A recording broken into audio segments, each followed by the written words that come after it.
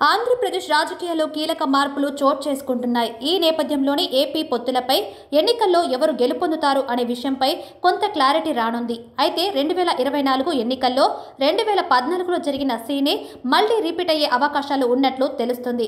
ఇక టీడీపీ జనసేన పొత్తుల నేపథ్యంనే బీజేపీ పొత్తుకు సిద్ధంగా ఉందా లేదా ఒంటరిగానే బరిలోకి దిగే అవకాశం ఉందా అనే విషయంపై సంక్రాంతిలోపు నిర్ణయం తీసుకోనుంది.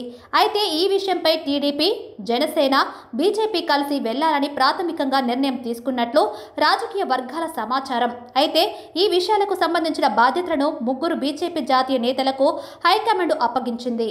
ఇక టీడీపీతో పొత్తులపై బీజేపీలో అభిప్రాయ సేకరణ పూర్తయినట్లు సమాచారం. టీడీపీ జనసేనతో కలిసి వెళ్లాలని ఏపీ బీజేపీ మెజార్టీ నేతలు సూచించినట్లు రాజకీయ వర్గాల సమాచారం. అయితే పొత్తు వల్ల మూడు పార్టీలకు జరిగే లాభ నష్టాలపై ఇప్పటికే నివేదికను కూడా సిద్ధం చేసి రిపోర్టును మోదీ ఆఫీస్కు కూడా అందజేశారని తెలుస్తోంది. చివరిగా పార్లమెంటరీ బోర్డులో చర్చలు జరిగిన తర్వాత పొత్తులపై తుది నిర్ణయం వెల్లడి కానున్నట్లు తెలుస్తుంది. అయితే ఈ ఎన్నికల్లో టీడీపీ ఎన్ని చోట్ల పోటీ చేయాలి, జనసేనకు ఎన్ని సీట్లు, బీజేపీకి ఎన్ని స్థానాలను కేటాయించాలనే విషయాలపై ప్రస్తుతం చర్యలు జరుగుతున్నట్టు సమాచారం.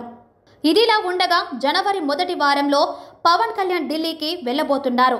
ఈ నేపథ్యంలోనే వైసీపీ కూడా తన లిస్టును 2 రోజుల్లో ఫైనల్ చేస్తుందనే నేపథ్యంలో కూటమి నుంచి కూడా స్పీడ్ పెంచాలని భావిస్తున్నారు. ఇప్పటికే టీడీపీ జనసేన పోటీ చేసే సీట్లపై స్పష్టత లభించిందని, ఇక బీజేపీ ఎంట్రీతో కసరత్తుకు మరికొద్ది రోజులు పట్టే సమయం పడుతుందని నేతల అభిప్రాయం.